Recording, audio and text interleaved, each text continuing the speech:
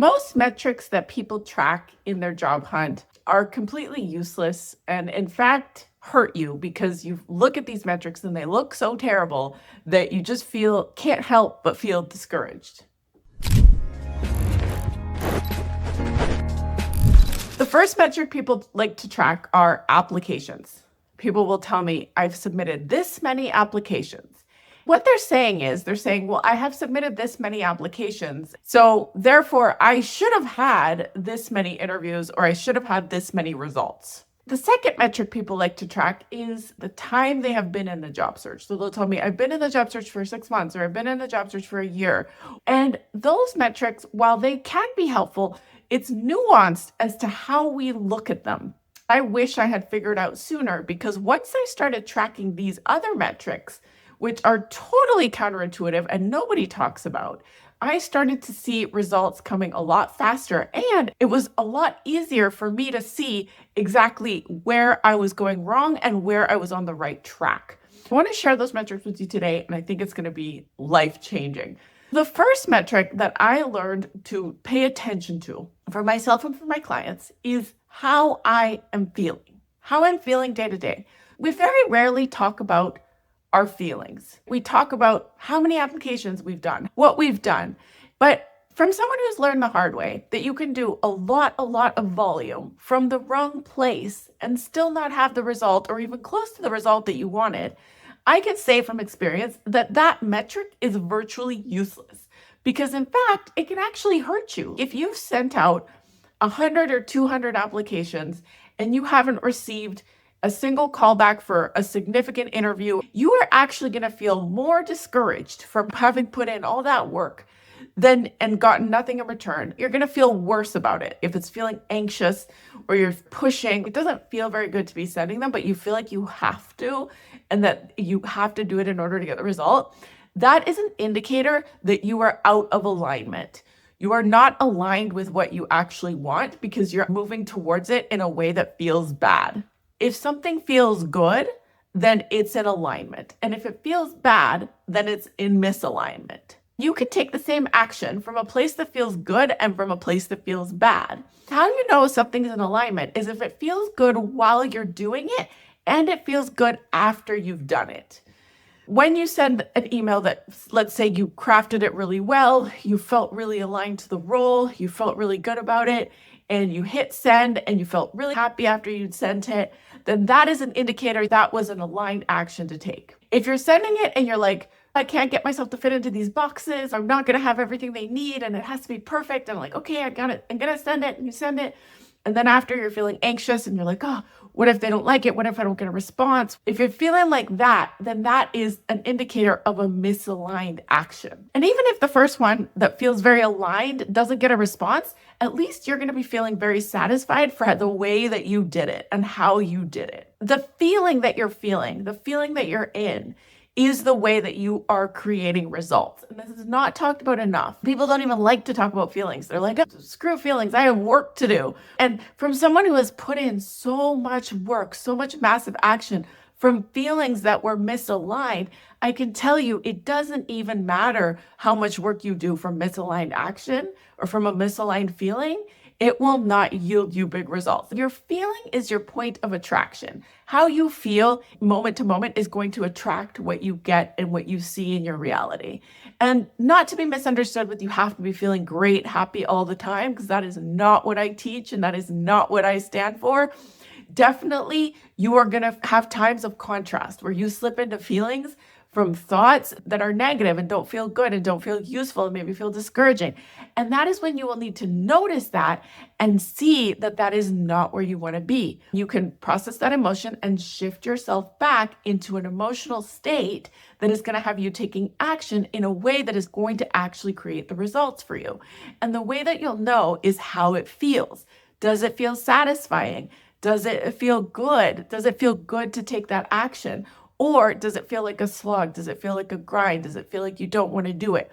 Now, in my head, this was a paradox for me because what about lifting weights? I don't want to go downstairs and lift weights, but I know that I want the result of that. I know that I want to be the person who does that, but I don't want to actually do it. So this is how you determine whether it's an aligned action or not. Does it feel good while you're doing it or after you've done it? After I lift weights, I feel great. I feel very aligned. I feel very satisfied. I feel proud. I feel empowered. After I've done it, I feel great. And I've got to the point where I actually do enjoy it. I feel really good when I'm doing it as well. If you feel good while you're doing it or after you've done it, then you can know that you have done the right thing and that it is an aligned action for you. I would never lift weights and then after say, oh, I wish I hadn't have done that. That's not a regret that I ever have to worry about. You're going to know by the way that it feels. So instead of tracking applications, the number of applications, or the amount of time that you've spent doing something, you want to track how you're feeling, what your point of vibration is. How are you feeling in the moments day to day? It's called emotional regulation. Emotional regulation is above all the skill that will create for you. You will create the things you want when you are able to emotionally regulate yourself and understand your emotions. Now, emotions come from a thought. A thought is a sentence that you think in your brain. And you can either choose the negative ones or choose the positive ones. Or as I like to say, choose the useful ones or choose the unhelpful ones. The unhelpful ones are what I call default thinking. They will come into your brain and they will not feel very good. They will feel discouraging. In the job hunt, discouraging thoughts sound like this. They sound like nobody's hiring. There's no good opportunities. I can't get selected for anything. I don't have enough credentials. Other people are better than me. This market is really hard. Those are unuseful sentences in your brain. Now, people might say, yeah, but they're true. Just because it's true, it doesn't mean that it's helpful in any way to put our focus there, even if something is true. When we're focusing on what is, we're just going to get more of that. And what we want to do is we want to focus on what we're creating more than what we focus on what is. Now, yes, what is here, and we are taking care of business. We are getting our lives in order. We are doing what we need to do every day. But we want to focus more on where we're going. And we want to focus more on the anticipation and the excitement of that. And we want to create thoughts and thought patterns that spiral up in a way of what we're creating and where we're headed.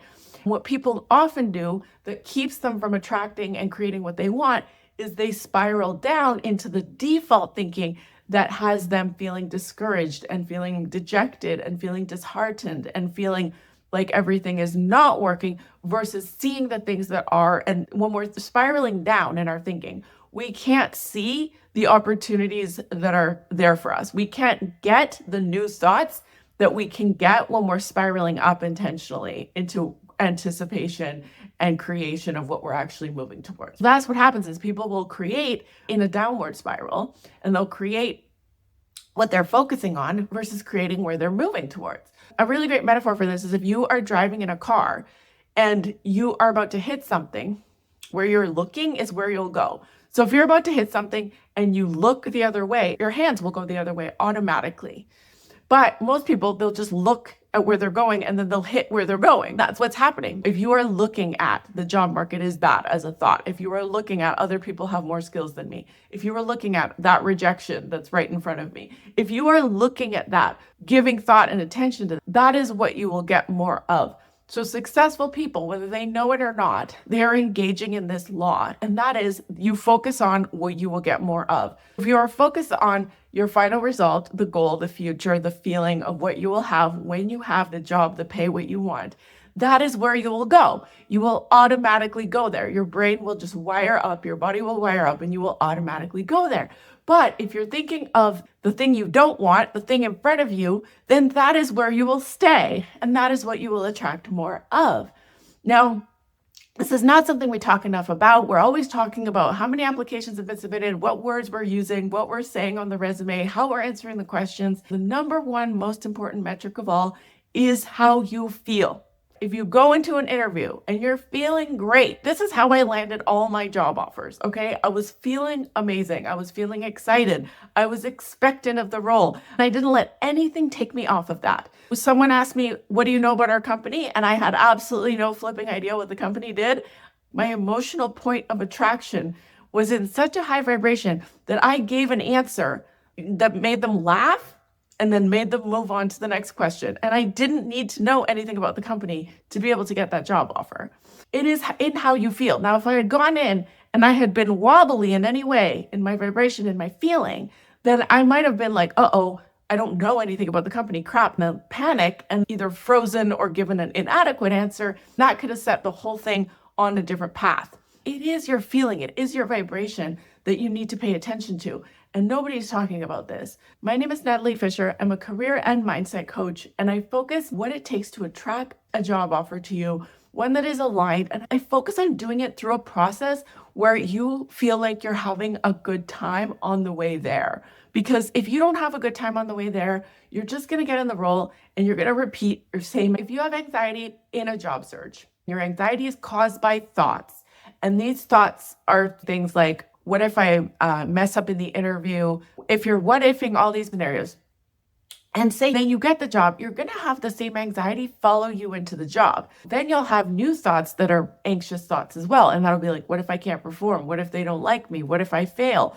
It'll be the same pattern. You need to change that pattern right now in order to get there in a state where you can maintain the vibration of somebody who is thriving and succeeding, whether you're at the point of creation that you want to be yet or not, because you're just going to manufacture a new way to be anxious when you get there, unless you learn to regulate your emotions now and get there in a way that feels good to you. This is going to involve a different set of skills.